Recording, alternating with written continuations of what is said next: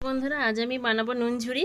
খুব সামান্য উপকরণ দিয়ে। তার জন্য নিয়েছি হলুদ, লঙ্কা আর একটুখানি খাবার সোডা আর একটু লবণ আর 200 গ্রাম বেসন। এইগুলো সব নিয়ে এতে দিয়ে চটকে চটকে এরকম করে ঘষে ঘষে মাখিয়ে নেব।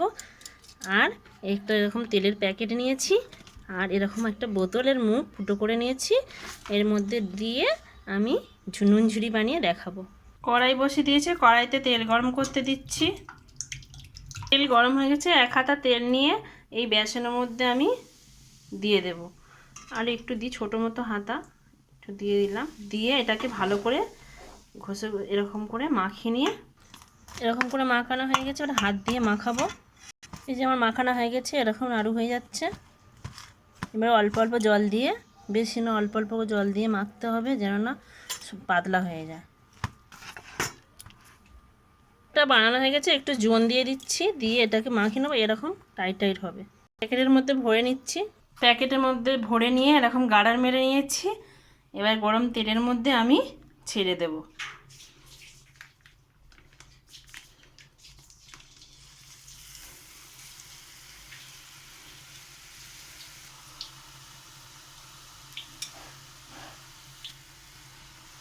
এরকম করে ভেজে নিতে হবে। মানে একটা ঝুড়ি ভাজা হয়ে গেছে, তুলে নিচ্ছি।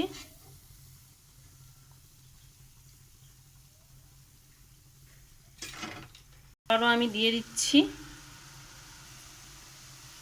এই ঝুড়ি ভাজা আগে আমরা বাজার থেকে কিনে খেতাম। দেখুন বন্ধুরা, কত সহজেই বাড়িতে ঝুড়ি ভাজা বানানো যায়। যদি ভিডিওটি ভালো লাগে, চ্যানেলটি সাবস্ক্রাইব করে পাশে থাকার অনুরোধ রইল আপনাদেরকে।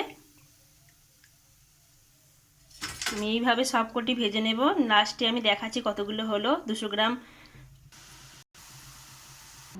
দেখুন বন্ধুরা, 200 গ্রাম বেসনে কতগুলো ঝুড়ি ভাজা হয়েছে।